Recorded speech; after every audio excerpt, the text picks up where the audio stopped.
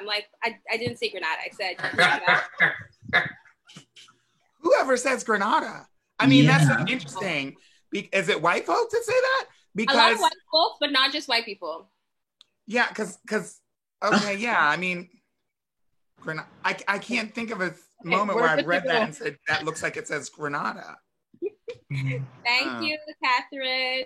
All right, y'all. So we are live and good to go.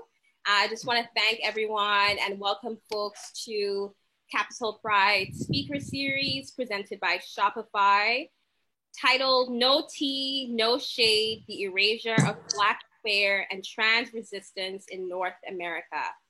I am so honored to be the facilitator this evening. My name is Kimberly Phillip. I'm not going to say much about myself, just that I am super grateful, honored to be holding this space, helping to facilitate this, what is going to be a brilliant and much needed conversation.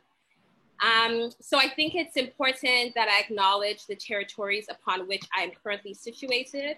I am currently on the occupied and stolen territories of the Haudenosaunee, the Huron-Wendat, the Anishinaabe, and the Mississaugas of the Credit, also known as Toronto. And given that this event is being hosted by Capital Pride, it's also important that we acknowledge the land upon which the staff and volunteers and team of Capital Pride operate on. Capital Pride is situated on the unceded territory of the Algonquin Anishinaabe Nation, also known as Ottawa.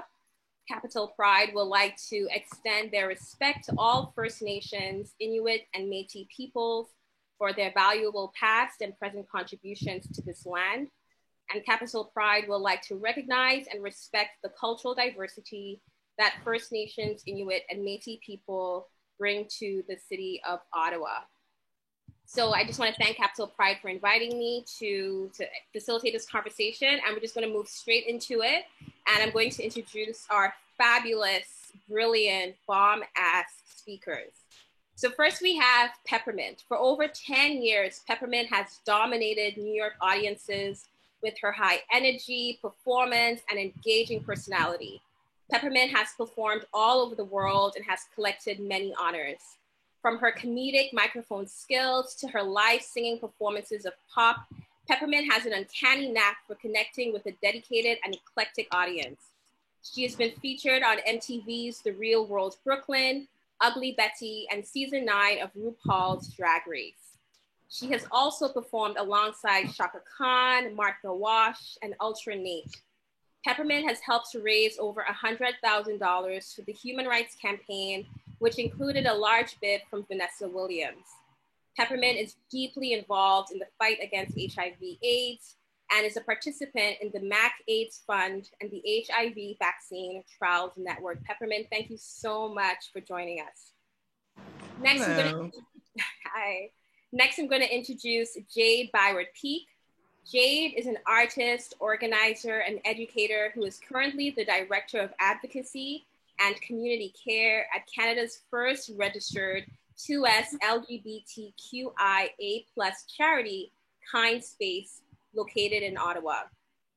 Jade is a 25-year-old Black Nova Scotian and Mi'kmaq queer trans woman born and raised in Kajiktuk, Mi'kmaqi, also known as Halifax, Nova Scotia. Jade studied her BA in art history, focusing on African and Indigenous methodologies at NASCAD University, and has focused on curating spaces for pedagogy. Jade has served 3 consecutive terms on the National Executive of the Canadian Federation of Students, ending her tenure as Deputy Chairperson and producing an anti-racism toolkit for campuses in 2018. Jade has dipped her toes in several arenas since 2014 to advocate for creating tables as opposed to just sitting at one. You can find more about what Jade is up to online. Welcome, Jade. Thank you so much for sharing space with us. And next, we're going to introduce Robert Alsbury. Robert has a lifetime experience of navigating the world as a Black queer male. Born and raised in Pittsburgh, he worked as a massage therapist and registered nurse, obtaining his BSN from Carlow University. Since moving to Canada in 2016, he has volunteered and presently works at Max Ottawa as their communications and outreach coordinator. He is most proud of starting and co-facilitating Keeping It 100, an ongoing discussion group for Black guys into guys in the Ottawa area that has been active for 3 years. He is also a member of the steering committee for the Black Gay Men's Network of Ontario. Robert has participated in many LGBTQ+ African, Caribbean, and Black, also known as ACB, HIV/AIDS, and our mental health focus groups, seminars, and symposiums. Welcome, Robert. Hello, everyone. Yes. Okay, and now we have Debbie Owusu-Akie. I hope I said your beautiful Ghanaian name right, Debbie. Debbie is a Black feminist with over 8 years of local and international advocacy experience in a variety of roles, ranging from programming and counseling to policy analysis and project management. She is the new executive director at the Canadian Centre for Gender and Sexual Diversity. She has had the pleasure of bridging her passion for social justice with international development at Oxfam Canada and volunteering with feminist organizations like the Ottawa Dyke March, Harmony House Women's Shelter, and Planned Parenthood Ottawa. She is also a board member of the Venus Envy Access Fund that creates funding opportunities for members of the community that Debbie loves so much. When she isn't yelling into a megaphone at protests or organizing events, she's probably on a field somewhere playing rugby or baking a cake. Welcome, Debbie. Thank you. The fire and collective experiences and brilliance that you all bring into the space, I just want to honor and thank you for the work you do. And so we're just going to start with the first question. I want to hear from all of you. What is giving you power in this moment? And so maybe we can start with Robert. Robert, what is giving you power? What's giving me power in this moment has been living in honesty. 2020 has been a rough year, particularly for my mental health. I'm really grateful that I've been able to find a Black social worker who's also a psychotherapist. And so, you know, being able to be in a space with someone who I can just breathe and have that collective energy as a Black person to speak and really, it gets meaningful engagement in terms of how to improve my mental health, for lack of a better care. And definitely having a really strong social support around me with family and friends.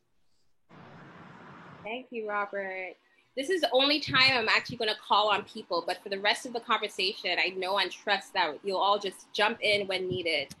Debbie, what is giving you power in this moment? I think that's a beautiful question, so thank you for asking it. I think what's giving me power right now, honestly, is like the Ottawa community, whether it's like the feminists or if it's the queer and trans folks, because, you know, 2020 started very rough. And then, you know, in the middle of the pandemic, I got this new role, which was not shocking, but exciting. And I was full of nerves, and the response I got from the community really, it scared me, not gonna lie, but it also filled me up with this energy of like, you know, this purpose I have, even during this like very dark time. You know, the role was announced that I had gotten it after, you know, the news of George Floyd, and I felt like, okay, you know, we're talking about Black folks in positions of leadership. What does that mean? And who's actually out here to support us when we take those roles? So, you know, the fact that I have friends and community who are supporting me and checking in on me, that has given me so much power, and I'm so grateful. So thank you. Thank you. Jade, what about you? What is giving you power? Yeah, I think something is that like the pandemic has hit all of us really hard, and it hit me especially really hard with my mental health and you know, dealing with lateral violence. But I find myself in a much better place. I have coworkers that I work with that I love and support each other, and that has given me a lot of strength. I also, you know, I'm living alone again, so that's really nice. And I think something that is so powerful is that I've been able to. I'm from Nova Scotia, and I'll probably mention a lot today, so make it a game. But but I've been able to like chat with like my community and my family and my friends, and I've been able to like, I give myself like gospel Sundays where I just try to connect to my home the best way that I can and connect to you know, my background. And I think that that has given me a lot of strength to organize and to be able to be so active and have a better mental well-being. And so I think that like that is giving me strength right now.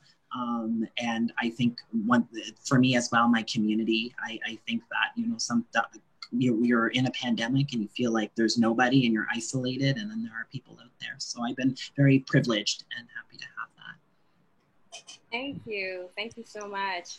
And Peppermint, what is giving you power?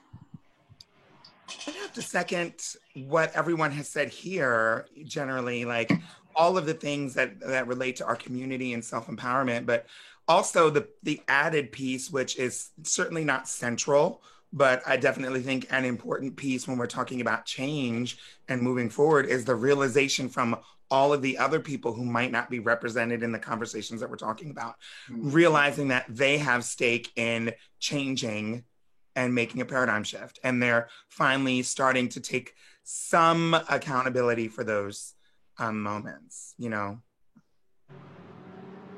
Yes, thank you so much, everyone, for like opening up the conversation in such a deeply beautiful way.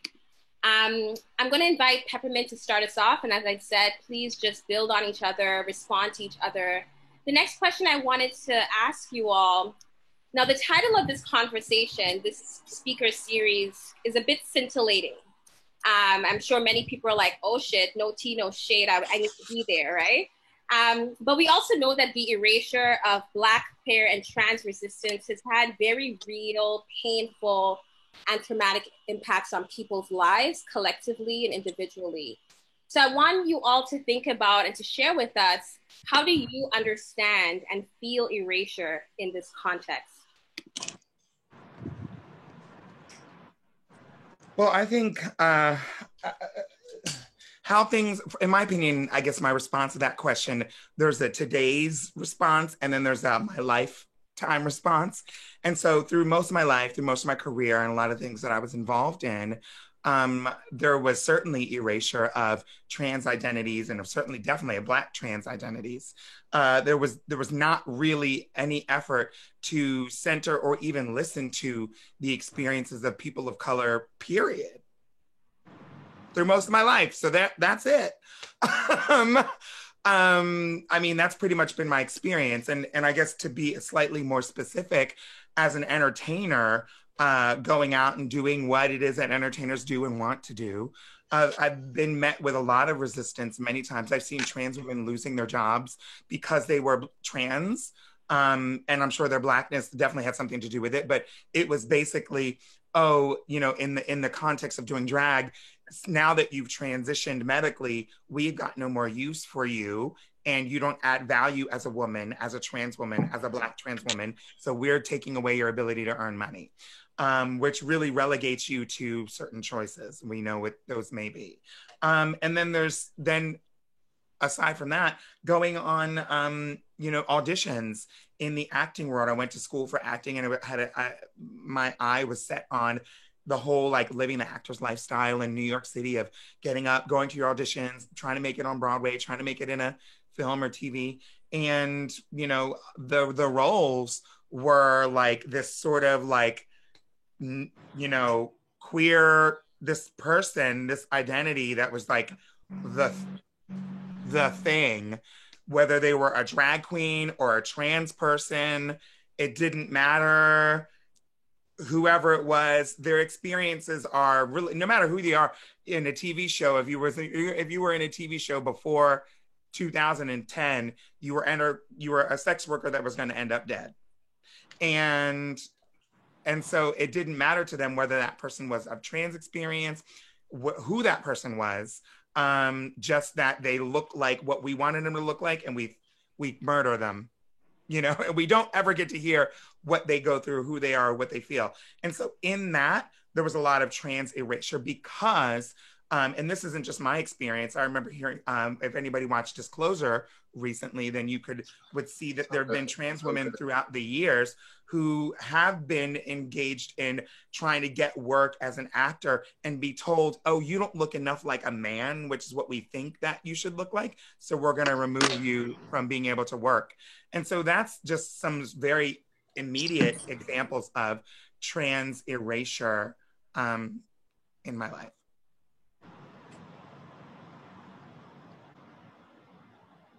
Are we all there? Can you hear me? Yeah, just taking it all in. All in. I think people are partially processing and receiving that, Okay. and also wondering, when is Kimberly going to come in? But I'm not going to come in because you're all just building on each other. So please continue. Yeah.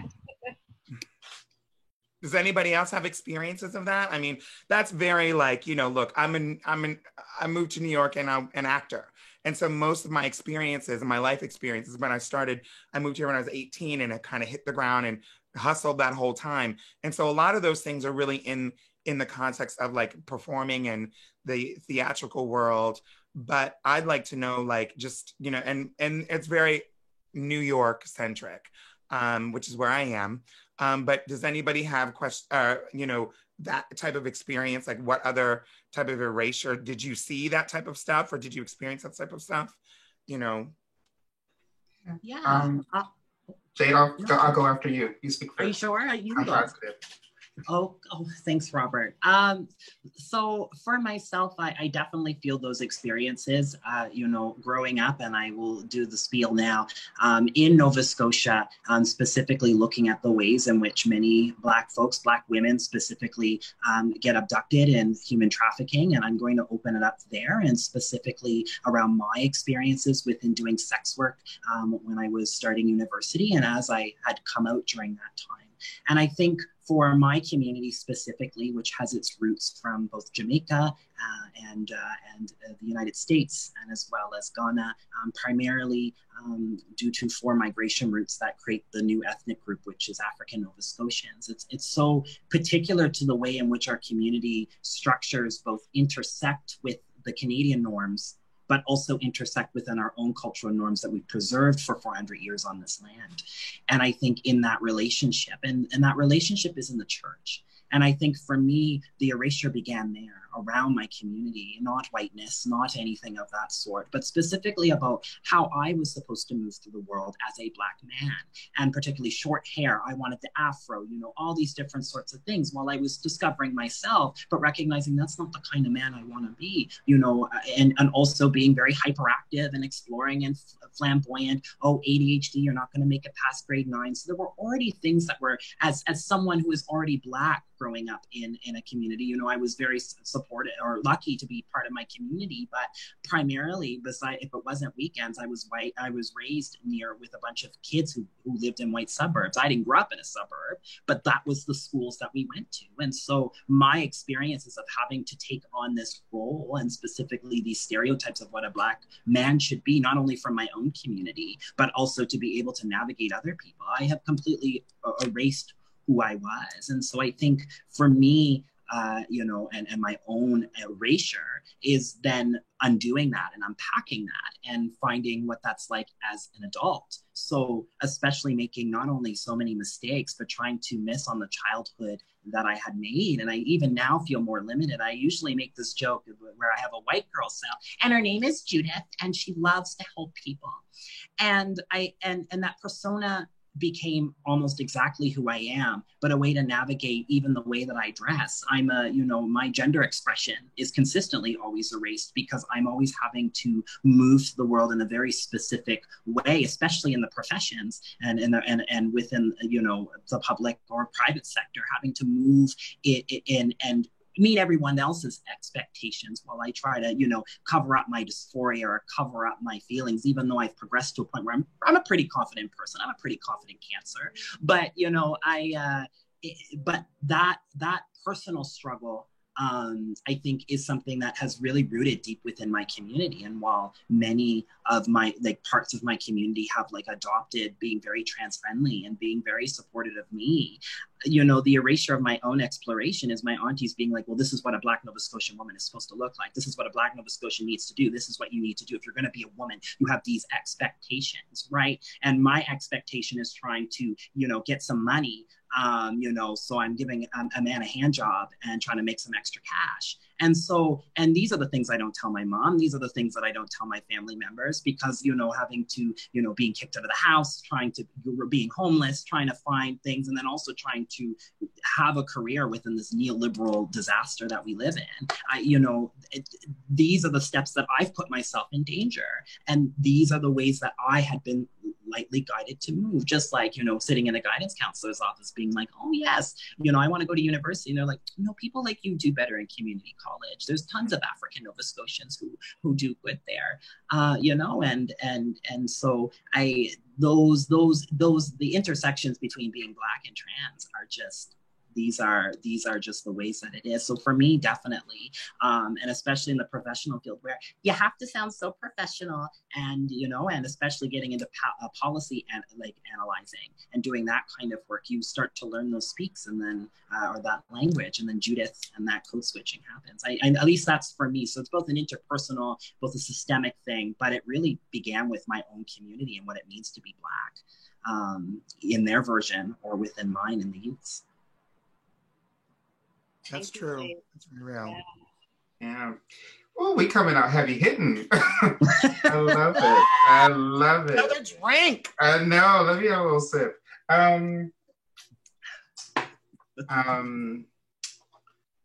Thank you, Jade and Peppermint, for sharing. And first hearing the question, and my mind went to where am I in present day, and I think, had I not had the experience of being able to move to Canada as a Black American, I don't think I really would have understood what erasure meant. As we'll talk more, it's just so difficult to talk about race in Canada. But moving here has made me really appreciate of the access to Black queerness that I had living in the United States. I think as much as, I don't want to underestimate the trauma, the violence that comes our way, but there's always places and stories of resilience and resistance that are, I think, just kind of are palpable and also come hand in hand. And so moving, to Canada, moving from 13% of the population to 3% of the population, and as a good friend of mine, Dr. Rittman, likes to say, America has a club and Canada has a scalpel. And the way Canada has been able to just cut out the existence and the contributions of just Black people in general, not alone Black queer folks, it's really, I have to admit, it's been part of my mental health process. That's why I was being really grateful to have a Black therapist, so I can talk about this gaslighting that goes on in the Canadian context as a Black person. Like, you have to feel so much better here, it's so much safer here. And it's like, no.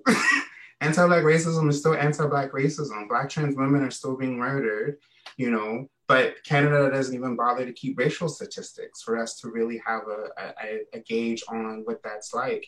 And so, oh, wow. Yeah, so in having access to the Black queer spaces that I've had, particularly with K1, I hold that space with so much honor and respect because, I'm 41, so I was in my late 30s moving here. And so it's been really fascinating and having, mostly men as a Black women's discussion group, but we certainly have cross discussions with Black queer women, trans folks, and it's really overwhelming to me to hear people, particularly who grew up in Canada, in which they come into this space and say, this is my first time in a Black queer space. This is my first time being around this many Black queer people. And these are people in their 20s, 30s, 40s. I had a gentleman the same age as me who has been living in Ottawa for the last 10 years and said, I thought I was the only Black gay man in the city. So yeah, Canada has taught me what erasure looks like and what it looks like when it's served on a silver platter with a PR package that everything is great here. That makes me so sad. Yeah. Oh yeah. What you're saying, Robert, I resonate so well. But from like a different context, because you know, I was born in Canada. I was born in the Toronto area, but I'm the only daughter of two Ghanaian immigrants who grew up in a very large, interconnected Ghanaian community. And so I always look at like what is Blackness in the Canadian context, especially relating it to the fact that my parents, their understanding of Blackness, that shifted, that identity of like being a Black person shifted when they landed here. Because when you back home, we're breaking things down by ethnic group. Like I'm an Akan, I'm an Achim, I speak this language, I'm from this particular area. These are my roots. And then you come here and it's just like, oh, well, you're Black. And it's like, okay, what does that mean? And so for me, I think especially being a woman and a woman who comes from a matrilineal people, it's been a very interesting thing navigating what is expected of me to be a good Ghanaian woman. And it's funny, I on Instagram, I wrote this like little silly thing because, you know, the diaspora wars, it's always a thing on Twitter. I think every month a new diaspora war comes up. If it's not jollof rice, it's something else.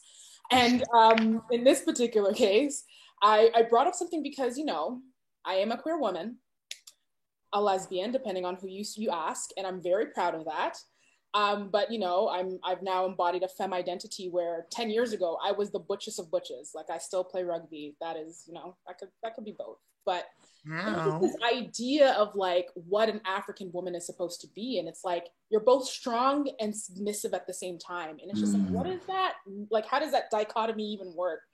And especially because I had this one gentleman who was, I don't know, like found me interesting and attractive. And this was recently. And I was like, ooh, sorry, I don't want to break your heart, but you know, I don't think I'm the one. But it was just like this, he didn't say it, but it was almost just like, you are better than, and Kimberly, you might be able to have some thoughts on this. Like, because you're an African woman, you're rooted in these roots and you're submissive, but you're strong. And you're like a better wife in comparison to, say, a Caribbean woman. And I'm like, what does that mean? And who taught you that? But the sad thing is, in my community, that is also internalized, that like, we are African. You know what I mean? Like the Black folks that we know are like that, which is this like equivalent to these stereotypes that come out of the United States with African Americans. And so we've had to like distance ourselves.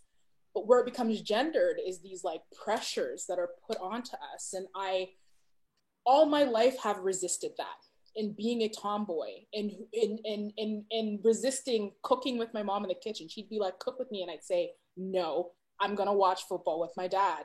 When it came to like moving to Ottawa and like, you know, leaving my house, that was me resisting. But then also being more vocal about my queerness. Everybody knew I was queer. I knew, I just didn't want to say it out loud. I was focused on my schooling and my sports. But like a lot of people were like, girl, come on. And I'm like, yeah, I guess. But now, as I'm approaching almost 30, I'm 28, I'm finding myself colliding with these ideas of like what it means to be this strong, submissive African woman, what it means to be proud of my queer identity, and like, what does that mean for me also being a Black person who's African? It's all these things happening at the same time. And I feel like oftentimes in these expectations, none of this centers me and my feelings. It's always, you know, you have to sacrifice for somebody else. I'm sacrificing for my parents. I'm taking care of one as we speak. And that's totally fine. But I feel like in this strength I'm supposed to embody, there's never room for me to be vulnerable. And in the context now, as a queer Black woman who does feminist advocacy, I'm still finding myself not allowed to be like emotional, or I'm supposed to embody the strength for everybody else. And this lovely person who lives in Toronto, her name is Kim. She's an artist. She's East African. She wrote this on Instagram, and I'm referencing this because I was like, it hit me. She talked about how Black women are often feared or were idolized. And it's like this dichotomy of, you're either afraid of us or you treat us as gods. And like Beyonce is a very clear example of like this goddess-like thing that we do with Black women. But I've also seen the Black women that like people are afraid of. It's the Black women who aren't afraid to call you out on your bullshit, especially like white feminists here in Ottawa. And I find myself being pigeonholed into this like idealized goddess thing where everyone's like, Debbie, you're so cool. You're so this. Oh, this is fantastic. You know, Black women are going to save us. Thank God you took this role. And like, no, seriously. And I think for the folks who might be watching American politics we see it with the Kamala Harris narrative of like, Black women are gonna save the United States of America. And even in like, you know, it's a compliment, I still find myself erasing my emotions, because what happens in you trying to put me on this pedestal and Black women on this pedestal when we fail? Are you going to be there to take care of us? Are you going to be there to support us? Because that doesn't happen. Both this like being afraid of us but then treating us as gods erases our humanity, and this is something that I've had to deal with all of my life. And even now, in trying to find space and community and like, you know, organize alongside like white women, it's just this interesting thing, and none of it considers our emotions and the fact that like the strong Black woman stereotype that you have, the one especially in like activist communities, where is the room for us to be vulnerable, to cry, and to be weak? And I feel like to this day, it's still not there. And that erasure hurts because we're rendered like objects and folks can kind of take advantage of it. And I often just find myself thinking about it and like, what does that mean? And I think what has been the most beautiful thing is finding other Black women who are also feminist, who are also queer, who have also dealt with that same like putting, you know, white feminists putting you on pedestals because you somehow legitimize their activism in proximity to you, right? And so it's a whole bunch of things, and that definitely is where I see the erasure. It's in not allowing me to be human. Thank you, Debbie. Thank you, everyone.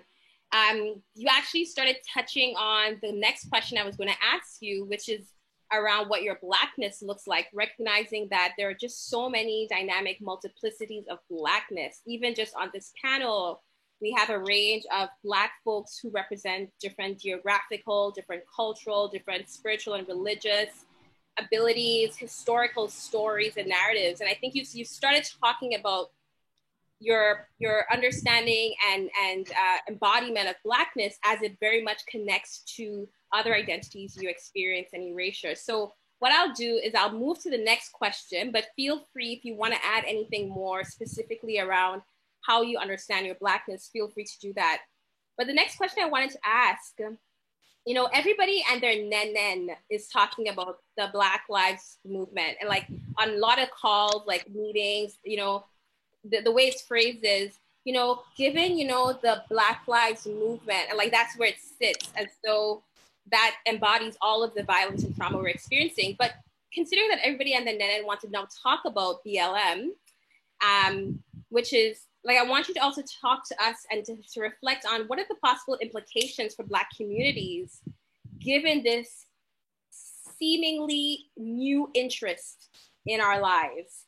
What are the implications for Black communities, in particular Black and queer trans communities? I have something to say. So as someone who, like, international development is my field, and we always talk about things being extractive, like, you know, the stories on the ground that we take and then do something with for more funding in the West, et cetera. I think what's happening right now in this moment is that folks are looking to people like us, like the folks who are on this call, who are like, I don't know, like the most oppressed, because that's the language you'll hear say, and whatever that means, and like want to hear us relive trauma because it's entertaining. And that is dangerous and it is scary, because that is exactly what they are doing. Folks are like, oh, can you just tell us about the time you dealt with a racism? And it's just like, why? Like, if you are the audience, because there's a gaze issue here, who is asking us these questions and who's consuming the stories? If it is predominantly white folks and like Ottawa, let's look at the demographics. I just find it interesting, because after you've extracted these stories from us and the news cycle moves on, what else? Like, are you donating to our causes? Are you funding us? Are you giving us leadership roles? Maybe not, I don't know. I just feel like what's happening right now is this like theater where it's just like, oh, I guess what you were saying is right. Can you tell us more? And they're extracting these stories and I don't know what they're doing with it. And it just becomes hard for us, because having to tell you about trauma all the time because you're curious, what does that do for me? Like, if I can't afford to go see a therapist and I keep telling you these stories, plus witnessing the deaths of people who look like me on television and on social media, I don't know. So I feel like we're in this interesting place now where people are viewing our death as entertainment. And even when it's like, it's under this gaze of like, oh, no, we want you to talk to us about these experiences. It seems extractive and there's nothing in return. Maybe an honorarium, but like, is that it? I don't know. Yeah, thank you, Debbie. I don't necessarily, that hasn't been my experience. And I think it's obviously it's extremely valid, and it's probably, even if that is the modus operandi of the people who are engaging with us in these conversations, I'm taking it as a signal that they are accepting of the change that is inevitable. The change is coming, regardless of what these people acknowledge or not, regardless of the space that they think that they want to give us. The change is coming. We've already started it, and it's irreversible. I mean, it's unfortunately, I do think that it sucks that we have to lead. We definitely have to. I'm not entrusting those folks, whoever they are, to lead us out of this and just take control and we'll go rest while they take us to the promised land, because we're not going to get there. Unfortunately, it's the worst thing ever. I don't think it's going to happen without our participation, but I also think that it's not going to happen without their participation either. And so I think that it's just has to be a give and take of us sharing our stories, experiences, and telling them where it needs to go, and then giving them the orders, and then they do the work to get there. And then we tell them more, and okay, no, that wasn't quite right. Now go it over there. And then we sit back and they do the work to get there. I think it has to be an ebb and flow. I have certainly experienced people, it definitely was in style for people to share a picture and like be able to disengage. And I think we're to the point now where we are able to, or folks are able to recognize sort of performative activism, where they're just like, hey, I shared a picture. We're able to see that. And so now, but I'm telling people, like, we're not doing this like emotional ally, like, oh, it's sad we saw somebody get shot. And then, okay, but done. No, we need accomplices to actually be in this fight. I want you to fight for me. I want these gay white men to fight for me the way that I have fought for them with regards to AIDS and HIV, with regards to, not that AIDS and HIV is a white or a Black issue only, but I'm saying like, I've been in that fight for marriage equality. I've been in that fight. I didn't have I ain't getting married, but I was there to march across the Brooklyn Bridge for people.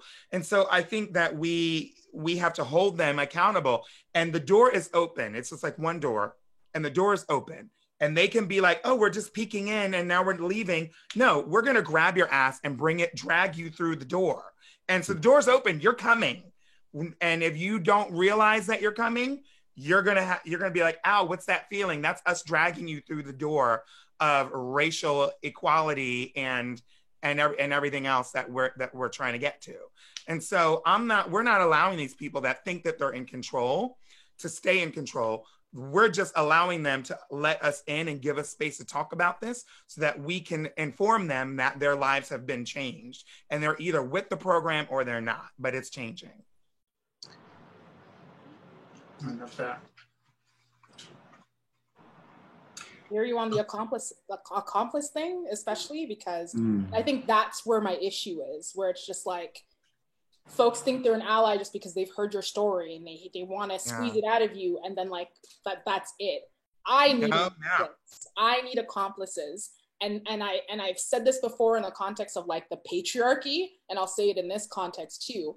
I know that you are an accomplice if you are betraying the system that you benefit from. If people who look like you and benefit from the same power as you hate your guts, that's an indicator you're doing the work, because I need to know that you are calling them out. I need to know that you are saying the things you need to say. And the indicator is, do the people who share that power dislike you? Because I've seen it. And you're not posting about it. These are all the ways in which I have betrayed the system. Exactly. I need an accomplice. Betray the system. You don't have to show it off. Don't wear a t-shirt about it. Well, if it makes you happy, whatever. But like, yeah, that's true. Yeah, it's also like, I think something that like has been very frustrating is even today, I mean, I've seen so many, I'm a Facebook fiend, so I live for Facebook. I hate it, but I love it. And you know, how many people shared, you know, Jacob Blake's like shot today. And I just keep seeing it and keep seeing it and keep seeing it. There's no filter and it's all, you know, performance activism of, you know, folks doing the work or not doing the work, I should say. And I kind of want to marry the first questions, the second question, and the third question together, just because Debbie said something very earlier, and this is also a call to Black folks watching as well, because I have a lot of room to talk about, you know, the ways in which white supremacy is intercept within all of our spaces, including our own communities. And I think like there is a disillusion in Canada around Black history, and you know, you asked about my Blackness, and my Blackness specific, I do want to address it, is that I am an African Nova Scotian. My people do not have a clear word for like us. Culturally, we're very similar to African Americans, but a very distinct culture. And I think 4 ways of immigration, slavery in Canada, specifically in Halifax, as well as Louisbourg, people can trace their histories back to just slaves, and looking at the ways in which the Maritimes, you know, Canada did not start in Montreal or Toronto. Parts of it did, but, you know, had to sail, had to go across, had to go down. And I think that, and so particularly there's an interesting history within that. And then of course, there's the Black loyalists who fought for the British, and we're like, no, not America, British, because they were promised land. They were promised a home, a place to create their own communities. And that's exactly what ended up happening. Jamaican Maroons came in, same thing, before some of them shipping and leaving with some loyalists to Sierra Leone to make Freetown in the 1800s, but particularly as well, looking at the Black refugees, the ones that were in Canada. We only talk about that specific part, the ones who founded Beachville and Africville. These also other communities that we think about, but yet the rest of Canada history is forgotten. But there's also another problem. We focus on that 1800 part, which also includes those from Southern Ontario and Montreal and Black pioneers in Saskatchewan. But what is often forgotten about is the history after Pierre Elliott Trudeau, the Liberal Prime Minister of Canada, who had a dynasty here. And we have, as the Conservatives will say, Mr. Blackface.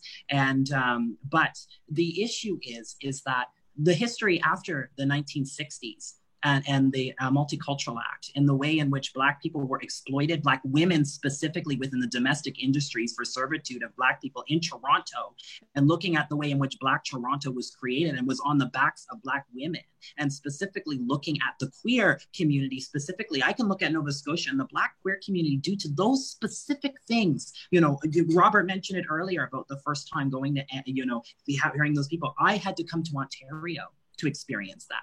I had to come to a place where there were so many first generation and second generation folks who are proud of who they are and are able, and not everyone has that access, but being in an urban community where those fresh ideas, that youth, that thing is happening, where at home that doesn't really happen. And I think once again, Black culture is not a monolith. We talk about in Canada, the way in which we have all these distinct histories, and we're all losing out on all of our histories. And I think that's specific when we're working together. I've experienced so much harm and lateral violence from my own communities in the way in which I've been isolated as an African Nova Scotian, just another messy light skin. I do want to talk about colorism today because it's a real issue, especially in the way in which I, as a light skin, even as a Black trans woman, benefit privilege in this province. If I was living in Nova Scotia, I would still be working 3 jobs, going to school full time, and giving hand jobs on a Saturday night. But being out here, I have so much more privilege and access, but I also don't have access to my community. And so I think that we as Black people, as Debbie mentioned, have a way of social capital, and white people love social capital, right? And I think, there is a much love for the Liberal Party. Black Nova Scotians will vote for Trudeau in a heartbeat because they see in the way in which those Multiculturalism Act, in the Charter of Rights and Freedoms, all of these things came around that seemed to benefit our community in a way. In some of those communities, it did. The last desegregated school, if you think about the United States, often people will say 1960. I always say the last school to desegregate was in 1982 in Nova Scotia. There were still segregated schools and practices within current schools. I was in grade 1 and in a class where Black folks were in the back of the class and white folks were in the front of the class, and I got guns thrown in my hair and dealt with those types of experiences. And so, but that's going to look different than, than where else it's going to look like. And I think that sometimes we try a monolith when we talk about Black liberation and our freedoms and being like, we're all in this, you know, together. And I think we are. But I think that white supremacy pits us against each other and specifically uses colorism in a very nefarious way in order to create that. And it's often Black women who are not only building our communities and Black queer women who are building our communities, looking at the way in our movements, either it be in Toronto or the United States, are consistently fueled by Black queer people, and looking at the ways in which oftentimes we are exploited to fight once against each other, especially for, you know, when, you know, for neoliberal purposes. And I know I keep using those phrases, but I'm a Kimberly fan, so I will never talk about Blackness without referencing class and gender. And I think that in Canada, we don't have a class consciousness at all. You know, most people believe they're atypical, the white folks believe they're apolitical moderates, which is why they're feeding off of this. The only time that it became important for Black Lives Matter in Canada, because I was there protesting in 2014, I was there doing education work, you know, I was there seeing that and coming into my own identity and seeing all those things, and white folks being completely upset, completely aggravated that we were out on the streets and trying to do this work. And now all of a sudden it's popular. All of a sudden politicians love it because it is economically more sound. They make money off of Black Lives Matter, you know, get a little bit of money. We, you know, come do an anti-diversity thing, and it is all, you know, stamps of approval. And I think it is important that we as Black folks, not only understanding ourselves, and especially in Canada, and especially in a North American context, and, you know, looking at the ways in which our histories interlap or intersect and those challenges, but also how myself and with everyone on this panel, we have different privileges and different disprivileges and oppressions that make our way interacting. And I think recognizing that is important, but also recognizing when we're being, as Debbie mentioned, or not in Debbie's words, but the dupeness within, I've experienced within white activist circles, and especially in some non-for-profit worlds, the way in which extraction of peoples and extractions of minds and ideas are used, and then you don't even get a credit at the end. You know, you don't even get, you know, you put in all of that work, but it's just on an Instagram post ready to just share for, you know, a campaign week. And then the work is not being done within our own homes or within our own schools. And so I think that, you know, I'm a long talker, and it's the Black Scotian in me, but to narrow down what I feel, and I think in relation to this is the reality in which the Black Lives Matter movement is only popular because white people are consuming it. And I think, and, you know, and I think it is also very popular because we're the ones controlling it. And that's the battle right now. I think the battle between liberation and being able to support one another and recognizing that we're tired of seeing videos of people, you know, being shot consistently. And also, you know, the idea that's not biting right now is defunding the police. That's the argument right now, not the fact that we still keep seeing Black lives dying, the ones that get recorded and the ones who don't. We talk about body cameras. I don't want to see more deaths. We know it's happening.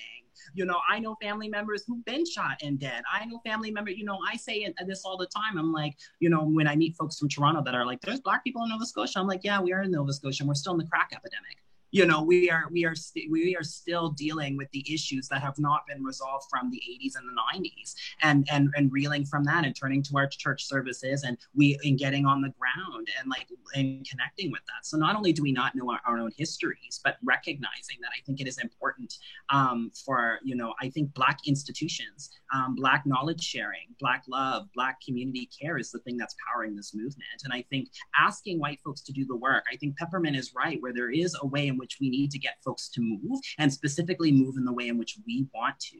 But at the same time, and I think you mentioned this in the bio, which is we need to be able to create our own tables and specifically create our own systems until if those systems fail. And I know it's hard, I know it's difficult. I'm not meaning creating new big institutions or things of that sort, but things that are cross-cultural within our own communities. And I think that is the work that's being done on the ground, thinking of freedom schools, thinking of breakfast programs. You know, I think of the Black Panthers movement in Nova Scotia and within, you know, the United States, looking at the ways in which we, you know, once again, you know, when the work has been successful, it's because we've been doing the work. And so how do we as Black people support each other and show love to each other and be able to be disillusioned by those systems where we think we're fighting for liberation, but yet we're tearing each other down because we are looking at the ways in which, you know, we are looking for work and doing that. And I think that's the hardest part for folks like us who have social capital, is both balancing the fact of white supremacy and our complicity in it.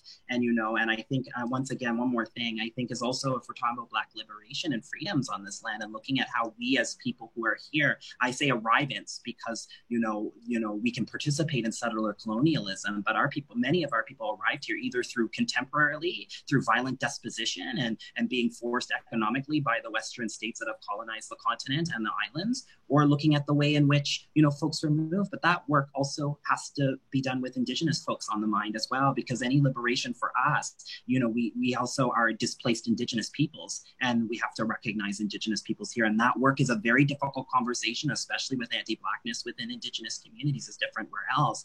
But like looking at that work and what that means is going to be a conversation that we have to have and a vision that we need to come up with. And I think that, you know, so I think just as much as we have so much to tackle within white supremacy, looking at the ways in which we use white supremacy in order to move our movements or use that, you know, Kamala Harris, as I said, Kamala Harris is just a red herring for neoliberalism and status quo, you know, and representation is in everything, policy, movements, actions, resolving, those are the things that we actually need to happen. And I think it's important. Representation is deeply important, but if it doesn't come within the work, then it doesn't mean anything at all but more entertainment for Black women as usual, being put as you know, a display and as a tokenizing factor. Sorry, I know I took up so much. No. Listen. Preaching tonight, girl. No, don't be apologizing in these streets, please. Yeah. Thank you. Robert, I just wanted to remind the audience, if you have questions, please drop them in the Q&A section in the Zoom chat. If you are viewing on YouTube, you can also put your questions in the YouTube comment section. So just want to encourage you, we're going to try to come to audience questions in about 15 minutes. So yeah, please think about the kinds of questions you want to ask this brilliant group of folks, and we'll get to them. So go ahead, Robert. Thank you. Yeah, Jada, and bouncing off your last point too, I think it's really important in thinking about Black women. I think about my sisters with an S, not a C. And so, because part of my response to this question and thinking about, Kimberly had asked earlier about how, you know, our Blackness is informing us where we're at right now. And I can't help but think, for me, it's really thinking about the privilege that I have as a Black gay man. And so, even though there's a lot of leverage, there's a lot of violence being leveraged against Black men in general, I know that if I was to die by the hands of the police, that more than likely my story is going to make it to the paper. But I know that my Black sisters are silenced, they're, you know, and so, you know, I think about, you know, where we're at with Black Lives Matter and in an introspective way of which how I can leverage the power that I have to make sure that I'm uplifting those, my Black family members who are marginalized around me, especially from doing community nonprofit work for the last few years, of realizing like how much money gay men get for HIV, which is legit, right? Gay men are still the largest people becoming infected with HIV, but also at the same token, it's like, well, but women are also becoming infected with HIV. Sex workers are, Black women are, Black trans women are, right? So how can I help leverage those systems to also make sure that, you know, my sisters are getting the funds and support and care that they need? Yeah, and I think it really sends just a really strong signal for the panel tonight, in that it's being led by Black women in your experiences. And I think, you know, you can always tell what a culture or society values by what they place importance on. And you think that, you know, the realization that Black and Indigenous women are the most vulnerable members of our society. And what would happen if we valued them enough to put their voices first, to make sure their needs were met first? Can you picture a world in which Black women had everything that they needed to move through the world as gracefully and as graciously as they should? What a different world that would be. Yeah, on Mars. Yeah. And that's the world that I want to work for. And, you know, in terms of Black Lives Matter, we know that this is not a new conversation. You know, we know that this is just the reinvention of what Black liberation has looked, you know, since for the last 400 or 500 years, right? We know that resistance has come in all ways, shapes, and forms, no matter how small, no matter how large. And so just looking at it in a contemporary way. And what I would say in terms of people who want to be informed is just do the work, do the reading, you know, I think about the short period of time that I've been in Canada. I don't consider myself a scholar by any means. I know that I can read more books, but I think to myself, if I, as an immigrant who's been in it for years and have access to such amazing Black Canadian scholars in history and books that are informing me about what it means to be Black in this country, I know that you can have access to that too. The work has already been done, but you have to go and do it and find it and stop asking me to do emotional labor and to inform you and go read it on your own. And when you do that, we can come back and have a critical conversation, but not until then. And I think that's also part of, you know, pushing that envelope forward. We do want allies and accomplices, but as we've all said, is that you also have to know what you're doing and do it in an informed way and do it in a way in which we're asking you as Black people. Yeah, thank you, Robert. You know, Elle Jones, who is an amazing organizer, educator in Nova Scotia and Halifax, once said on a panel, you know, jokingly, but it's so true. She was like, listen, as Black people, we didn't come out of the womb reading Malcolm X, right? So this question always comes up around, what should I read? How do I find information? Like, as you alluded to, Robert, like if we can find information, everyone can find information. There's so much available out there. All right, so looking at the time, beautiful people, I'm gonna ask you, okay, so let's make a pick. You get to choose either question 5 or question 6. So all those who want question 5. I'm not gonna tell you what the questions are. You just gotta I'm looking for a list of questions. So question 5, who wants question 5? That's my vote. All right, Peppermint, and I guess everyone else, you want question 6? Okay. 2 5 as well. 2 5s and 2 6s. All right, so question 6, which will be our final question before we move into the audience's questions. But yeah, I'm gonna ask you, what is one question you wish you were asked today? What is one question you wish you were asked today?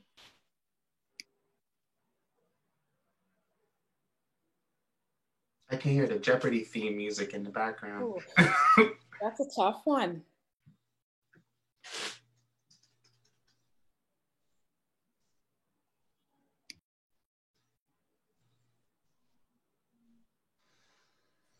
And maybe your non-response will lead me to ask question 5. Let's just ask question 5. Yeah, question 5. We'll get back to the other question. All right, so question 5.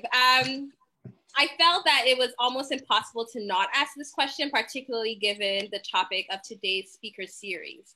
So my question to all of you, what tea and perhaps some shade do you need to throw onto the masses today? You haven't already said what you said. What is the tea, perhaps shade, that you need to throw on these people today? And this is what we'll use to close up the structured part of the conversation. These people, what people?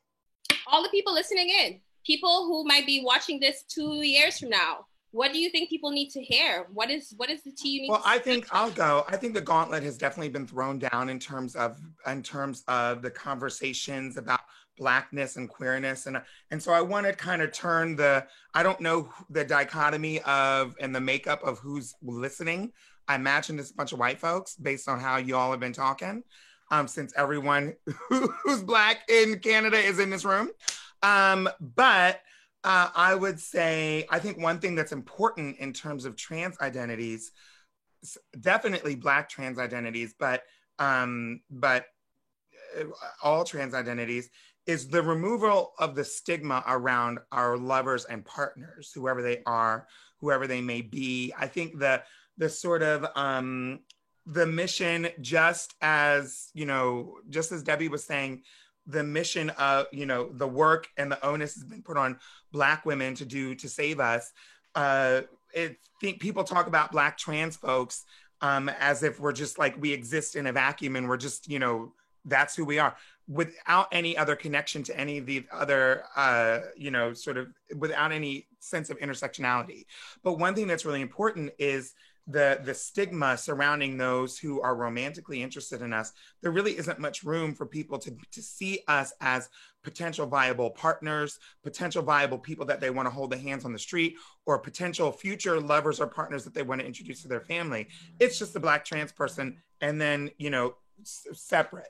And so I think that's really important to be able to imagine a world where there's trans folks just weaved into our lives. And so let's do the work and not be so cis sexist when we are talking about, oh, let me introduce you to my partner. Oh, when are you gonna have kids? Maybe this person can't have kids, or maybe this person's trans. Maybe this person is a trans man or a trans, who knows? And so, like, let's make space for that. All of those people who, I don't know if you're how you identify, who's listening, but if we can all do the work or hold those accountable in our lives that we encounter, to do the work to make space for trans people in a way that's just every day. Thank you, Peppermint. I'll go. I want to start by doing a quick plug because I'm one of those people. So people will also end up, I hope y'all plug so I don't feel bad. But specifically, I think for like white folks and also primarily for like Black folks who want to like know about like Black Canadian writing, I'm working with my partner, Shaya Ishaq, on building, and Khaloud Adam, on building a national library project that is for and by Black people. And so it's called @BlackLitCan on Instagram. So that's @BlackLitCan. And so there are a few books that we did in February that we promoted. But right now we're in the process of acquiring books, and specifically, so BlackLitCan without the Canada. So there's that, and then our Linktree and newsletter. But the reason why I say that is because we're trying to build a national library for Black writing so people can directly get it and have access to that. And so it switches to my point for white folks, which is specifically, and this is the tea and the shade and all put it together. Discipline your children, white folks. Discipline your children. And I don't mean like harming or things of that sort that is perpetuating violence, but I grew up in a very tough household, and I think that the way in which you know, the way in which you nurture your child and the way in which you educate your child is incredibly important. I can't change the racists that are here today. I can sometimes do it, sometimes break through people. There's a lot of social conservatives, and especially the rise of, you know, I blame the states. I blame Trump, but social conservatism is definitely still consistently on the rise here. I think is more prominent. And, you know, I've faced some really harmful encounters by that. And I think it's hard, it's scary when it's coming from the youth. And I always wonder why that is. Where are they reading these things from? Are you educating your child? How are you trying to be able to counter that? And so don't depend on the education system to be able to properly. Half of them are still using textbooks from the 1990s that says, you know, that my people are from East Africa, which is not the case. So I think that it is important to educate your kids, and I think that some folks are doing great jobs, but it starts there. It starts with the primary education. I know we're going to be doing a syllabus for children's books that specifically talk around, you know, Blackness. So I think it begins there, and you know, and I'm not going to tell someone how they should parent their kid, but I definitely see, you know, the white folks acting up in the same way, but they're not going to get shot or hurt by the police. But in the same vein, I've seen my own cousins get something even worse than that. And so looking at the ways in which, you know, the way and also cultural appropriation, but we don't have time for that. So that's I think that's one of the takeaways, because I feel like folks are going to have much better takeaways than that. So discipline your children, educate your children, and love your children. Shade. No tea, no shade. And I'll bring this to the Ottawa context because I'm assuming a lot of the folks who are viewing this live here. Many of us who are on this panel live here. There are some transgressions that have happened in this city towards Black, queer, and trans people that have yet to be named and yet to be addressed. Wow. I have a list. I won't share all of it. You know, I won't share all of it, but one thing, and then, you know, shout out to like the Black folks in Chicago, especially in the drag community, the Black Drag Council, if I'm correct. Bob the Drag Queen actually was talking about it. That's how I learned about it. Anywho, there was, you know, they had their council where they talked about these prominent Black drag, white drag queens and these club owners, and named these transgressions and presented to these folks a list from the community on what There's a harm circle. Yes, exactly. That needs to happen in Ottawa. Someone had asked me earlier today, do you think things have changed? And I said, I don't think things in this city are going to change unless something like that happens here. There needs to be a discussion on the organizers in the city, event organizers who've caused harm, clubs that have caused harm, and continue to get money from our communities and essentially push some of us to move to these bigger cities like Toronto and Montreal. That needs to happen. Like in regards to nightlife? Nightlife, but like these are prominent white folks who have done harm to prominent white queer folks who've done harm to Black folks in the city. Yeah, so this is, we're talking like the community, you know? This is why Black folks in our erasure. It's happened, and that conversation needs to take place. I could talk about a lesbian group in this city where one of the organizers has said anti-Black stuff and nothing has been done. And so when it comes to, you know, lesbians or queer women, bi folks who come to the city who are looking for spaces to meet other queer women or femmes, I'm not going to tell them to go to that organization, because why would I want to put them in harm's way? But that's the one organization that everyone goes to. And so that's just one example. But I feel like that conversation needs to happen. There are a lot of transgressions that have happened here. No tea, no shade. If we're going to do healing, those conversations need to happen. Restorative justice. Mm-hmm. Thank you, Debbie. And you know, you spared some people. You didn't name their names. So hopefully they know who they are and they'll do their own self-reflection and work, you know? Hey, well. But we'll see. Robert? I would just say we'll get that list up later. Let's start a Google Doc. Go ahead, love. This is something that came while I was listening. And so to answer question 5 and 6, you know, if someone were to ask me a question, what would I want it to be? And to answer that, you know, are Black people more homophobic than other people? And I really want something to resonate, which is no. Homophobia is homophobia. And as Black people, and as we deal with our trauma and how white supremacy has impacted us, how much of our Indigenous ways of sexuality and expressing yourself has been disrupted.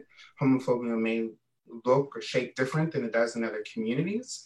Because I think that's a really dangerous narrative that I've been doing some reading and research on my own to speak to, because, you know, to say that Black people are more homophobic than others is to then say that other people aren't, you know, that white people are somehow less homophobic. And it's not Black Americans or Canadians who've created these structures that we presently live in that are homophobic and transphobic. You know, it's not Black people living in Ottawa who are the club owners and, you know, running these arts organizations and these community-based organizations that are causing this trauma to other Black people, are, you know, and so, yeah, and on the flip side of it is that as a person who's heard that most of my life, and really working to deconstruct that and what that means, because on the flip side of it is that the most care and the most compassion and the most protection that I've ever received has been from other Black people, other Black queer people, specifically other Black queer women. And so, yeah, I think we really need to speak to that, you know, especially where we're at in terms of, you know, community building and what the future could look like as Black people, and making sure that, you know, all of us are there included, all of us as LGBTQ plus people and straight people. Yeah, and that's the tea in the shade. I'm sick of hearing that, and I'm gonna, you know, start speaking up more in spaces that I'm in. We do care for one another. We do take care of each other. This panel is evidence of that. We do the work to, you know, deconstruct these harmful attitudes that we have towards ourselves and sometimes that we express towards each other. We do show each other grace and forgiveness and push each other to be better. And that's the narrative that I want us to start sharing more as Black queer people. Thank you, Robert. Thank you, everyone. And that idea that somehow Black and African communities are more homophobic than others also feeds into this global narrative of the global South countries being these violent spaces that we need to transfer military support and aid to, and it's always about extraction. So all these things fit into each other on a global scale as well. So I just want to thank all of you, and let's move into what the audience and participants who are watching have to ask you. So one of the questions I see you all have actually generously started answering in the chat. And this was a question from someone who was asking about reading materials and books that they can recommend to their students. So I think you all have generously started to answer that question. Jade, you mentioned Blacklit Can. Debbie and Robert have put in some books in the chat. And I also just want to say, support your local bookstores. Now is the time when a plane decides or a helicopter decides to fly over. So I was like, what is that sound? Yeah, it's the helicopter. It's the fan, girl. She got real hot. But yeah, I want to say support your local bookstores. At least here in Toronto, there's a different book list. There's another story. There's so many local bookstores where you can go and ask for the kind of material and support, and also support your local libraries. Go in, talk to librarians, and get the books and information that you need. So let's go on to the next question. And I want you all to think, you don't have to respond to every question, but do feel compelled to if you are feeling the spirit is driving you in that direction. What are the thoughts of people who unintentionally place the role of teacher, quote unquote, on Black peers when people reach out to individuals instead of researching themselves? Kind of connects to the first question. Not really, but kind of. So I'll ask you two questions at a time. Okay, so that first question was, what are your thoughts of people who unintentionally place the role of teacher on Black peers instead of doing the research themselves? And are there any local abolition groups that folks can support? And I'm assuming by the use of local, they're talking about Ottawa. The person wasn't clear. So I'll let you respond as you see fit. So those two questions, let's start with those. Who would like to take a stab at those questions? I was going to speak very quickly to the first question, being that it's Pride, and so I'm assuming most of our audience fall under the 2S LGBTQ plus umbrella, is that I'm sure we've all had experiences in which we were the only one, insert whatever identity, and we know what it feels like to have that question asked you, from a gay perspective, how many times I've had, straight men and women, what's it like being gay and anal sex? And it's and so it's really just extending that empathy towards other things. And as Black people, as non-Black people, I'm sure can have the comprehension to understand it. So that's something that we go through all of the time. So just ask better questions or don't ask the question at all. I've been really conscious, especially since moving to Canada, of removing "where are you from" my vocabulary. For the main reason is that question, I find it in Canada, it's very unique. In America, I find people will just be go back to Africa. But in white Canadians, when they're where are you from? It has that same implication. You don't belong here. You must not be from here because of the way that you look. Yeah, and so I've been asking myself, why do I need to ask that question? Why can't I engage in conversation and pick up context clues and let this person tell their story how they want to see fit? And I accept that and move on. So yeah, just don't and do the work. Yeah, I want to answer the first question too, and the second question as well with a caveat. For the first question, pay me, or actually pay. If you're going to ask a question, you better pay the person that you're asking. First of all, Black folks shouldn't be asked to do that labor. There are brilliant writers, even in this province, let alone this country, that have been doing the work, and they should be getting paid for the work that they're doing and the wonderful words that they write. But also, if you're looking for consultations or you're looking for your own personal friend, offer them money, ask to pay for their dinner. Do those types of things if you're wanting an introspective. But if you're asking some Black person that you've added on Facebook that you barely know and you don't already have that relationship with somebody, recognize that that is exploitative, right? And I think, you know, especially if you're looking for trauma porn, not here. I remember one time making $40 at a bar because I was sitting at a thing and talking to folks, and then these white folks came in and started like listening, and these dudes started arguing with me. So I was like, well, let me educate you. So we were talking for like an hour and a half, and of course I'm like drinking my wine and like, woo. So, you know, after we're done, the white woman comes and she's like, I'm so sorry I had to deal with that. Here's $50. And I was just like, right, you know, but it was one of those moments where I don't mind giving information because I believe that like I'm someone who, you know, I don't, here's one thing, don't expect that every Black person is the same. And I really, and especially when we're talking about Black liberation, I often use the terms of video game nerd, like things where you have someone who's like, sorry, it's gonna be really nerdy, someone who's a cleric, so they do healing work, somebody who's a warrior, or somebody who does different types of magic or whatever. The roles are gonna look different, right? And some people are gonna be able to do the education work, and some people are actually just have so many trauma responses to white individuals, they don't wanna hear you, they don't want to see you, they don't want to ask your questions, leave folks alone. And so it's going to be different depending on who it is. Someone like me, I love to answer questions because that's part of my work, but it's not part of all of our work. And we all do different things that are available for our own level. So don't assume that Black folks are here to be on your, like bowing down, trying to, you know, get information from them. Recognize that we're humans too, we got to put food on the table. And also that like, if you're asking for knowledge, pay folks. And so but better off don't ask at all.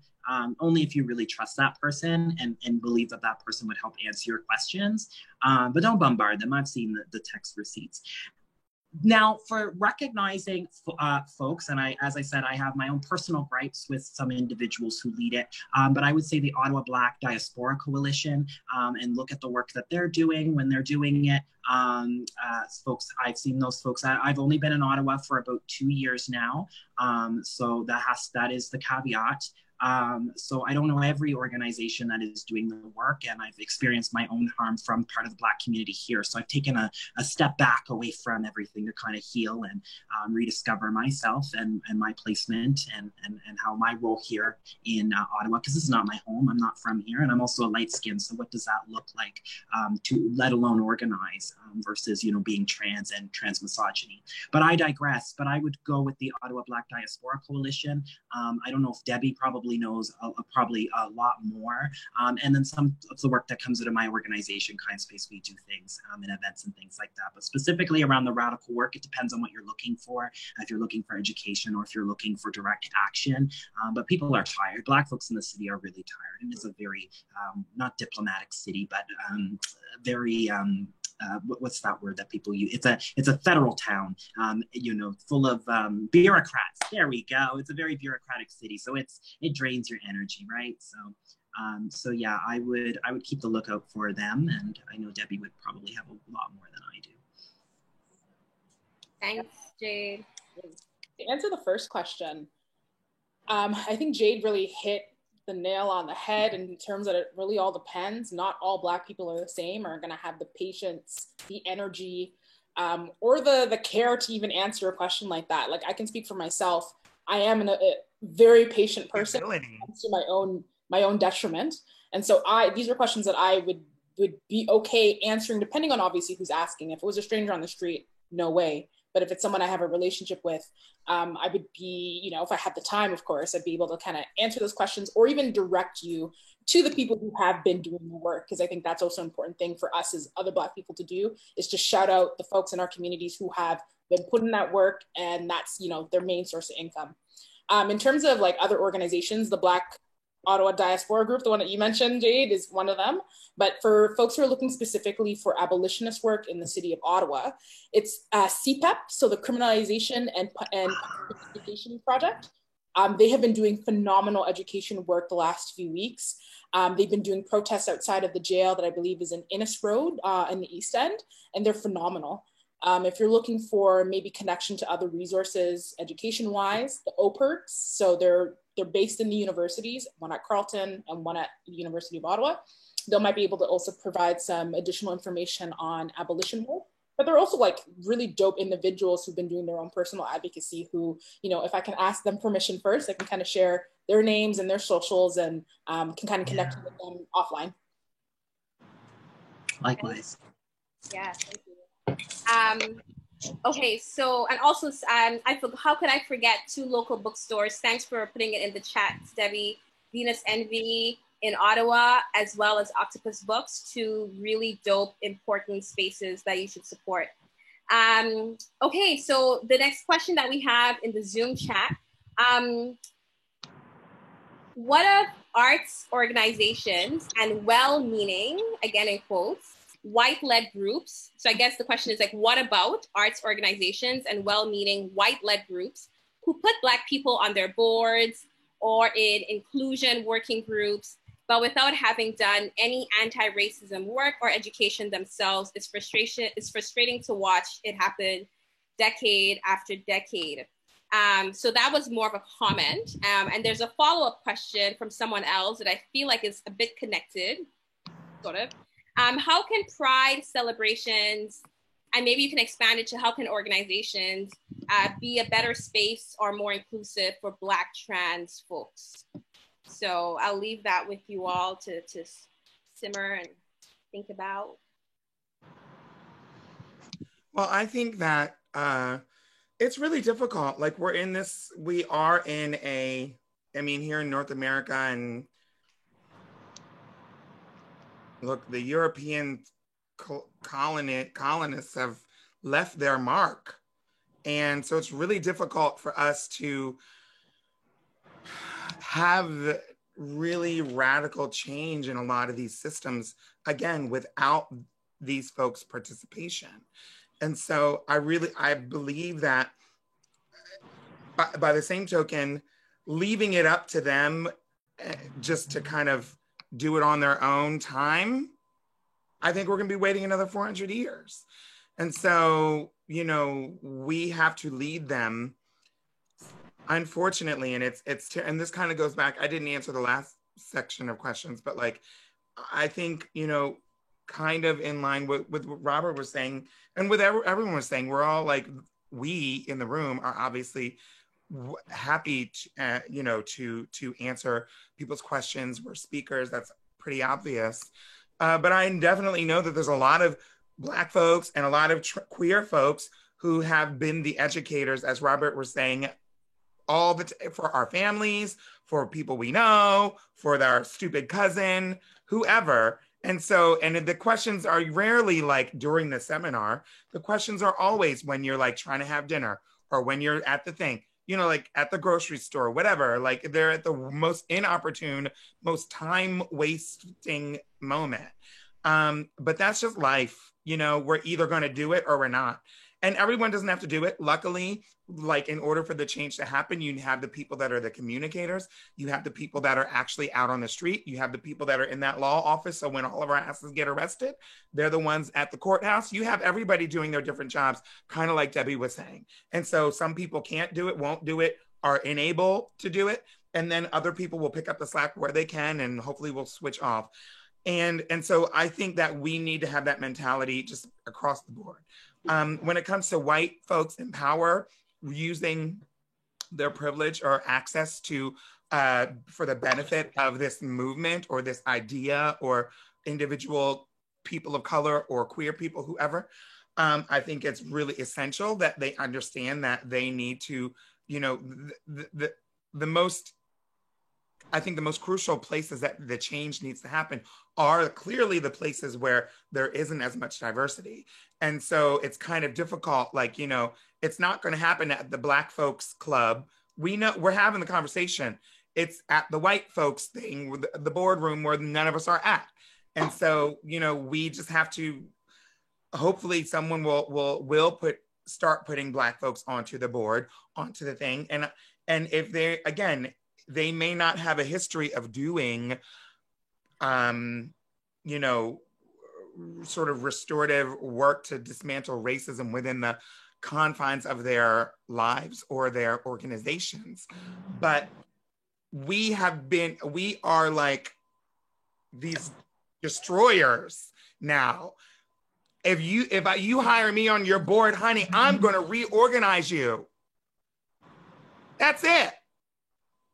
I don't care what you did yesterday. I'm here now. So the work is going to happen, and I'm not going to stop. If you want this Black girl on your board, you're changing. That's it. There is no Canada, there is no North America that has a history of doing the work that needs to happen when it comes to dismantling racism. It doesn't exist, and it won't. Not on their watch. Put us on your board. Start us with the first step, and believe me, we will get us there.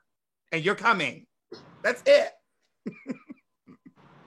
Thank you, Peppermint. And just to also say, there seems to be a few questions with similar themes, like around subverting tokenization, performative activism, social media activism, like how we can actually move beyond these sort of like abstract and sometimes tokenistic ways of inclusion to actually push and dismantle systemic racism. So if others have more to add, I'll let you jump in quickly. And just to say, we do have maybe like 3 more questions. We may not get to all of them. So I just want to apologize in advance to folks who have really put a lot of thought into their questions and submitted them. But I'll stop speaking now and just see if anyone else on the panel wants to speak to these broader themes around moving beyond tokenism and actually dismantling. I'm going to say, Peppermint, thank you for saying all those things, because as someone who actually sits on a arts board here in Ottawa, there's only so many things I could say. But what I will say is that it's not just simply having us there. Like the tokenism part is just us being a seat on, like sitting on a chair. Have you changed things to make it okay for us to say what we want to say so that change can actually happen? Because I feel like what often happens is that you have, say, one person who represents something, who's in this group full of other people who represent something else. In this particular case, we'll talk about being a Black person in an all-white board. And it's just like, okay, great, we have you here. Like, if I feel uncomfortable to say anything because, you know, maybe the next AGM, you're going to kick me out. Or, you know, if I do say something, it's not going to get implemented. There needs to be a little bit of that give and take. Like, I need to know that I can say what I want to say. And I heard this somewhere where someone said, you know, having one person on the board that's Black, for example, is okay. Having 2 means a person feels like there's another one in the room who might like agree with what they say. Having 3 of those people in the room means something actually will get done. So it's not even just having one of us. You need to actively make sure that like you're changing the actual makeup of your board of directors for that actual change to be implemented, because we often forget how we internalize oppression, unfortunately, in proximity to people who hold power, especially if they can decide whether or not you're going to be on this board the next year or the following week, etc. So like that needs to happen. I think it's important in so many different aspects. I know many of us who are here work with nonprofits or in NGOs, for example. And that's the same thing applies, whether it's arts, whether it's health, community outreach, whether it's national advocacy. We need to see more than just one of us at the room so that things can actually change. And they're asking, and on the flip side too, sometimes it requires white folks resigning or stepping down. That's another one. I know that's a hard thing for folks to hear, but sometimes if you want to see that change happen and you're complicit in an all-white board, for example, take a step back, let someone else fill that seat in the room. Because if we're going to have a real conversation about power, you need to let go of it. And sometimes it means, you know, resigning. So that's another part of the conversation that I think is difficult for people to have, but no tea, no shade. Yeah. I would love just to add a little piece, but I think like Peppermint and Debbie hit the nail on the head. But I want to add one extra part, which I think is recognizing, once again, something within recognizing how I move through the world and recognizing where my own privileges intersect. Is specifically, I think that like oftentimes we forget about how these, not only how the systems have been built and structured without us, but culturally what that looks like. And I think that like oftentimes people say your first job is everything. Your first job leads to what your second job is, what your third job is, how you're able to move, how you're able to access at that first job. I remember going into Hallmark. It's like one of these old card companies or whatever the case it may be. And they were like, oh, we don't hire people of your kind there. She was so nice to actually like say it to my face, as opposed to just like, you know, looking at I've actually now put it on my CV because it's an artist CV. Oh yeah, I'm in the arts, so I'm going to address that. But specifically, it's very graphic, and I make sure that I say I am trans, and this is my picture, so that I don't have to waste my time in having to go into an interview and then being like, oh my God, you're Black and trans. And that is often what happened to me, and being able to like not go in that. And I want to transition that experience directly to boards. If you're lucky enough to even get on a board, you're supposed to have all of these different qualifications. And I've been able to get onto boards and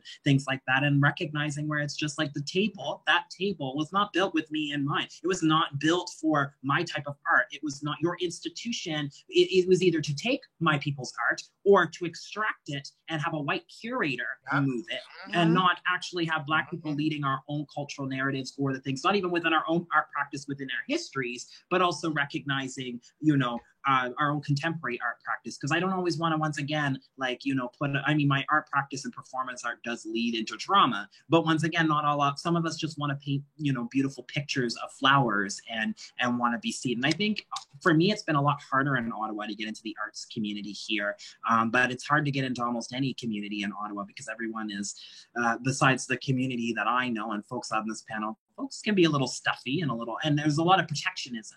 And I think that comes to a lack of, a lack of cohesion when it comes to being able to actually tackle what it looks like on a board. Diversifying is great. And I don't want to use Zora Hurston, because, you know, she was a Black conservative and against the New Deal, from what I hear. But not all skin folk are kinfolk. And I think, once again, I think that is important to recognize when we talk about our movements and what it looks like, not within that, but recognizing that, once again, you getting a Black person on the board, what is their policies? What are their intentions? And if you're looking for a safe bet and you're just having representation, then your organization is never going to change, and actually just needs to be burnt down, and a new table needs to be built with people in mind. People like myself. The change is coming. We're burning it down. So fix it or burn. Yeah. I know that's pretty much.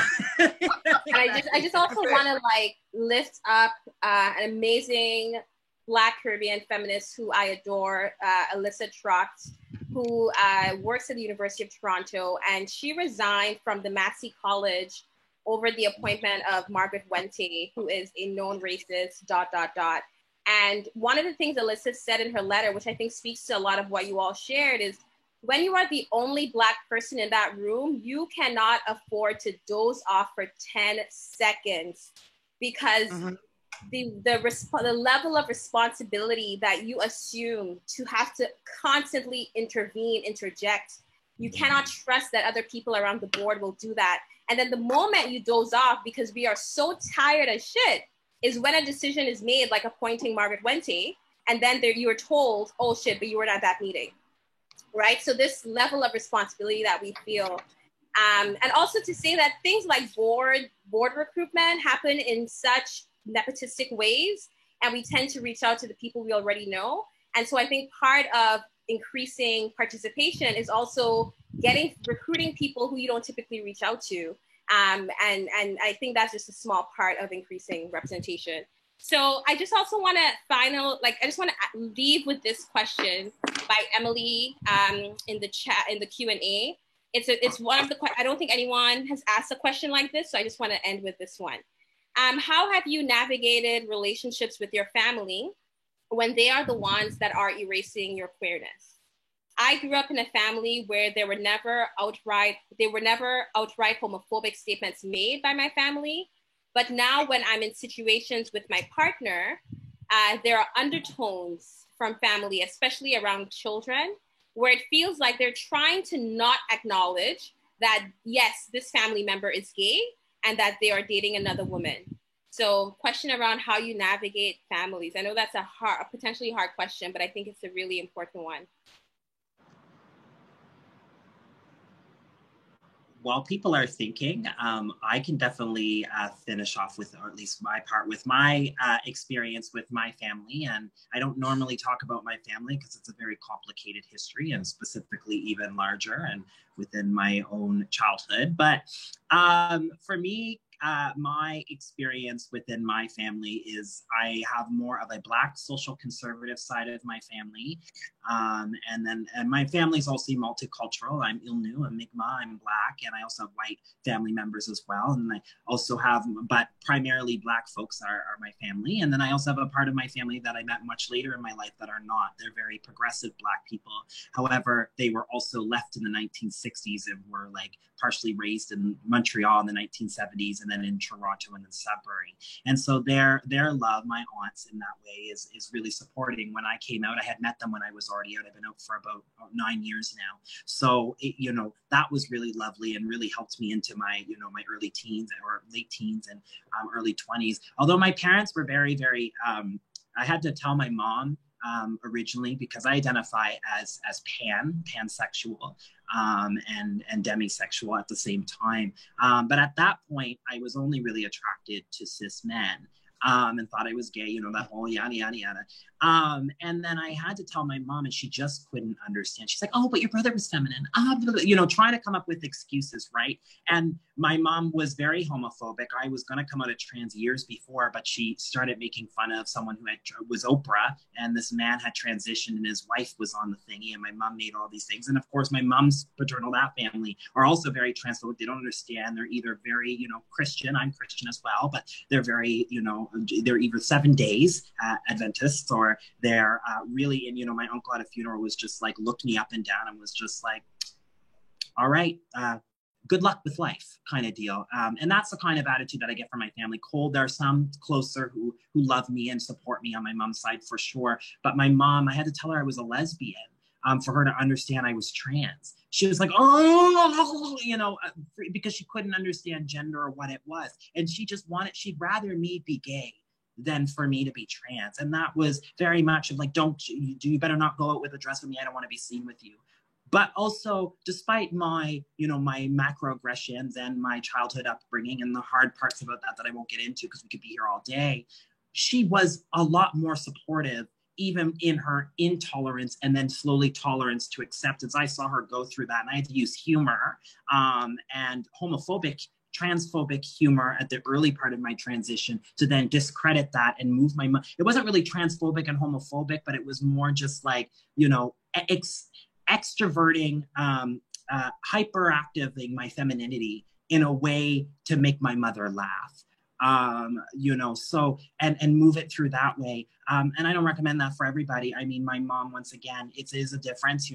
My folks have been here for generations and generations. So their mentality is also based off of not only within our intercommunity, as I said at the beginning, but also in the Western ideology of where people have moved. Gay marriage has been around for over 15 years now. So we have, 15 years now. So you have a situation where I had grown up in a social environment where things are socially liberal. And so for me, my coming out, despite in my own community, was much harder than coming out in the white community. I came out to white people before I came out to my own community.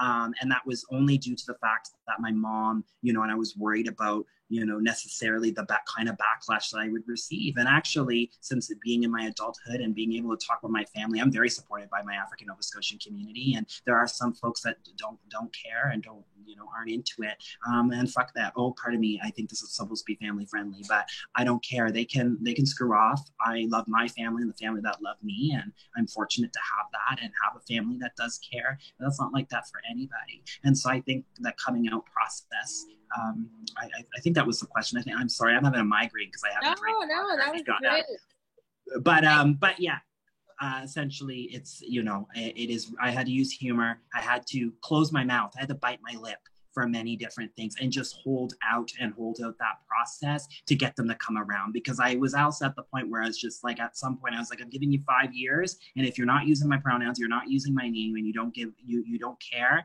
then you're cut out of my life. And I've seen other strong people from, I was watching YouTube videos of other Black trans people who also cut their families off completely, and told their own experience. So I had that in order to help me move.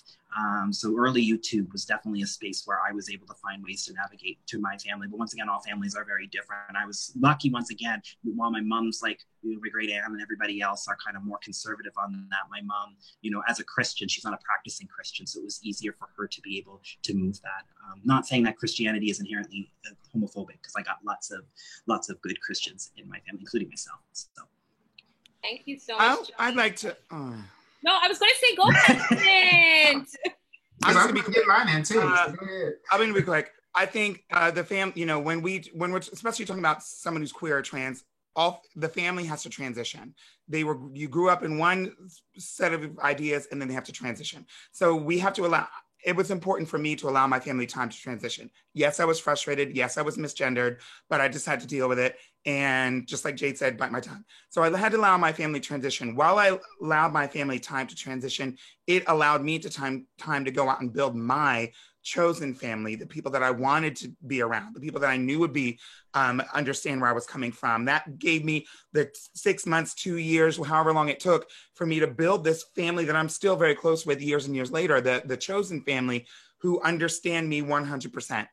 Meanwhile, my biological family, they did come around, and some maybe at different levels than others. And so I do think that we have to allow them time to transition.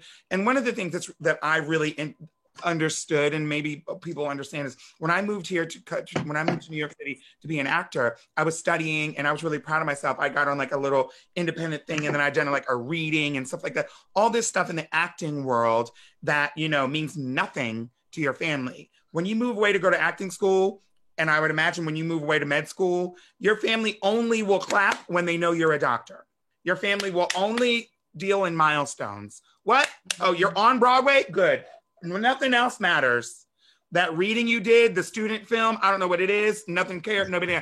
So they really only deal in milestones, and it takes them so long. They're older than us. It's our family. They're more anchored in the past. So it just takes some time. They're going to transition with you eventually. Go out, live your life, get your chosen family together, and then come back. And when they feel like there's a milestone that they can latch onto, then that's the point at which they will get on and take the ride with you. Thank you, Peppermint. Yeah. And I just to add on very quickly to what Peppermint's saying, I think just sharing something anecdotally. So my mother been living with mental illness my entire life. And so I want to say I was near like late 20s, early 30s. And she said to me, I give your dad's parents a lot of forgiveness because they weren't very supportive of her being a person living with mental illness. They never visited her in the hospital. They encouraged my father to divorce my mother. It was really traumatic, and to a point in which as a teenager, I didn't want anything to do with my grandparents. And it was really because of my mother's insistence to give them another chance and understand that they're your grandparents and this is the role that they can play. And if, go visit them, check out the scene. If it doesn't feel right, you don't have to go back, but they're still your grandparents and they need to be in your life and you have to figure that out.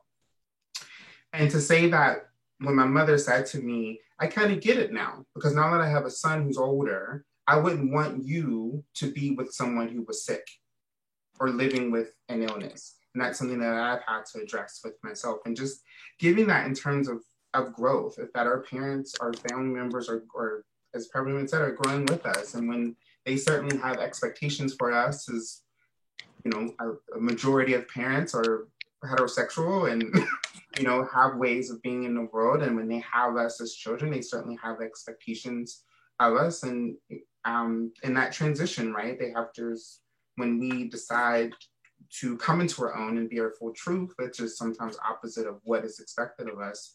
I think it's that balance of showing grace and love, understanding the dynamics of family, but also at the same token, protecting ourselves, and it doesn't have to mean that we accept, you know, complete abuse. We don't have to keep ourselves in extremely negative situations.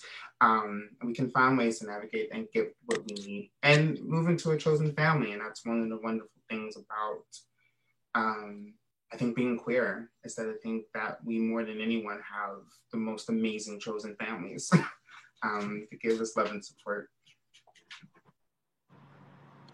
Good question, because some people ask me, "Oh, have you come out to your family?" I'm like, "What is coming out?" And some people are like, "You know, the thing, you know." So National Coming Out Day is usually very complicated for me because I don't think I had a coming out experience. I just existed.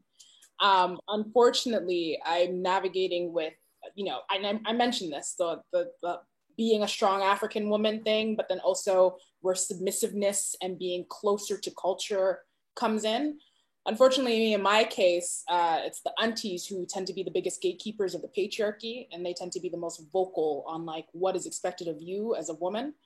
And as a result, the lack thereof of a husband for me is an issue. It's an issue that my mom has been more and more vocal about the older I get, because, you know, the milestones, you know, I finished my undergrad, great. Where's the husband? And, you know, I snuck away to grad school, and it's like, great, you have your master's degree. Where's the husband? And so now what I think is happening is she's getting these questions from other aunties because their daughters are getting married. And she, for the longest time, had, you know, her daughter put on this pedestal of like, oh, my daughter, the one who went away for school. And now the other aunties are like, okay, so where's your daughter's husband? And I think she might be dealing with whatever internal stuff is going on there. And unfortunately, I don't talk about it with my parents. I just don't. They know what's going on. There was just this like, I've read this in other African ethnic groups where, like, you know, homosexuality isn't an issue until you name it as is. So everybody knows that someone in their family is queer. Everybody knows there's someone who's gender diverse, but it's not an issue until you name it with these English words. That so there's that very interesting thing where it's like, invoking the devil. That's what they're saying. Yeah. So like, if I don't name it, like everybody knows Auntie Debbie's daughter was a tomboy. Everybody knows Auntie Christie's daughter, you know, hasn't brought home a boy. So like, they're aware of what's happening. It's not until I name it as what it is that, you know, all hell breaks loose. And so I've just been writing on this, I'm gonna do me, you do you thing. One thing that happened a couple of years ago, and this is when I had an ex-girlfriend that my mom did meet as my friend. And she said this one thing that I was shocked. She said it. She said, it's okay to experiment with your friends. At some point, you need to stop. And we never broke. Goodbye. Goodbye. So all this to say. What's your mom's number? I'm going to call her right now.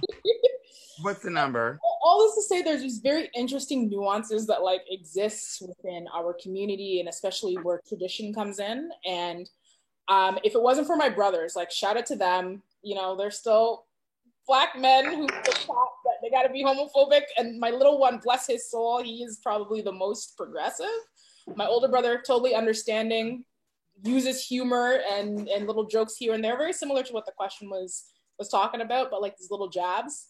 But he still loves me. When it comes to like parents, like my dad, I don't even think my dad wants to, he still sees me as his little girl and nothing as it. So like, I'm never gonna talk to him about this, but it's just, yeah, just existing and honestly, distance has helped my mental health. I feel like I would not be talking about this with this smile in a humorous way if I still lived at home. And so power to the folks who are still living with their parents and having to navigate that. I just, you know, I'm very fortunate, and that's another thing I want to mention, to know other Ghanaian queer people. Because I think if I did not know that those other folks still existed, I would have been dealing with a lot more internal stuff, especially since a lot of our traditions are taught by your parents, like your parents' participation in your wedding. And if you've ever seen a Ghanaian wedding or a Nigerian wedding, very similar, like that is so key. And so I often am dealing with the fact that I might lose out on participating in that ceremony because my parents aren't there. But I've seen other queer Ghanaian women get married traditionally. And that was the most revolutionary thing for me. And so the fact that I could even witness that, and then also like even reach out to those folks and even share digital community with them has meant so much to me. And that is something that I'm carrying with, because I get to build a family virtually with other queer Ghanaian people across the globe. And it's something that I think is super important. And I think we create our chosen families in so many different unique ways. And I think that's something I would definitely leave with people if they're like, well, what do I get out of this? And Debbie's rant about her family, may knowing or not knowing about who she is. You create your chosen family in the way that you want. And thank goodness, especially COVID-19, for Zooms and online spaces. Because I'm reaching out to queer Ghanaians who are in the Netherlands, who are back home in Ghana, who are in the States, who are everywhere. And it's the most beautiful thing to see that I am not alone, and that they too are going through similar things, and that we teach ourselves our traditions at the same time. It's a beautiful thing, and that's kind of how I'm dealing with it. But yeah, just build your family where you can. Yes, thank you, everyone. I don't know about you, but I'm definitely feeling things like in my neck, in my shoulders. I think this kind of work takes its toll, you know, even when we are engaging in like a softness and a level of humor. So I just hope that we all take the time and the care that we need to take care of ourselves. I want to thank all of you for being so generous with your time, your knowledge, your vulnerabilities, your strengths. We've been at this for a good 2 hours. I apologize to participants and folks in the audience who asked questions that we weren't able to get to, but I hope and trust that you honor the labor that has already been put into this incredible space. So I just want to thank everyone for showing up. And yeah, just sending you all so much love, man. Seriously, so much love. And a special thank you to Kimberly for doing such an amazing job facilitating, keeping us together, organized. We really appreciate your time and energy. Thank you. And if my mommy's still watching, mommy, I love you. Thank you so much. Mommy, we love you. We love you, Miss Kimberly's mom. All right, y'all. Thank you so much. We'll call this a wrap. Take care of yourselves and just Happy Pride, everyone. Thank you for your time. Happy Pride. Happy Pride.